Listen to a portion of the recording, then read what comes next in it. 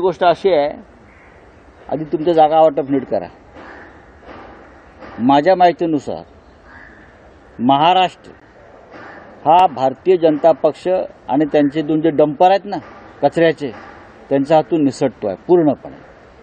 याच्यामुळे महाराष्ट्रातून लोकांनी मोदींना जाऊन विनंती केलेली आहे की तुम्ही महाराष्ट्रातून निवडणूक लढा, आणि मोदी बहुतेक ती निवडणुकीची ऑफर स्वीकारतायत की महाराष्ट्रात तुम्ही निवडणूक लढलात तर किमान आम्हाला 4-5 जागा मिळतील.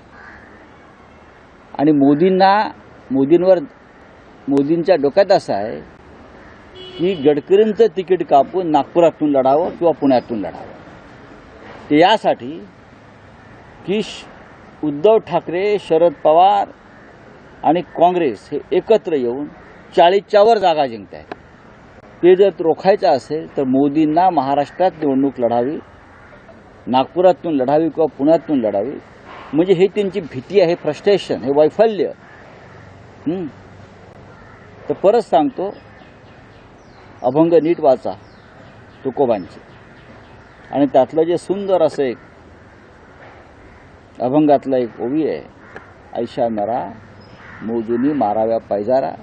ते फडणवीस यांच्यासारख्या भारतीय जनता पक्षाच्या बेईमान गद्दार ज्याने महाराष्ट्राच्या पाठीत खंजीर खुपसला अशा लोकांसाठी आहे. परत आमच्या नादाला लागू नका. सर, पुण्यामध्ये फडणवीसांचा कार्यक्रम सुरू आहे आणि तो कार्यक्रम सुरू असताना फडणवीस 2 वेळा फोनवरती कोपऱ्यात जाऊन बोलतायत. त्यांच्यामध्ये देखील जागा वाटपाचा तिढा अजून सुटलेला नाहीये. बघा, तो त्यांचा प्रश्न आहे,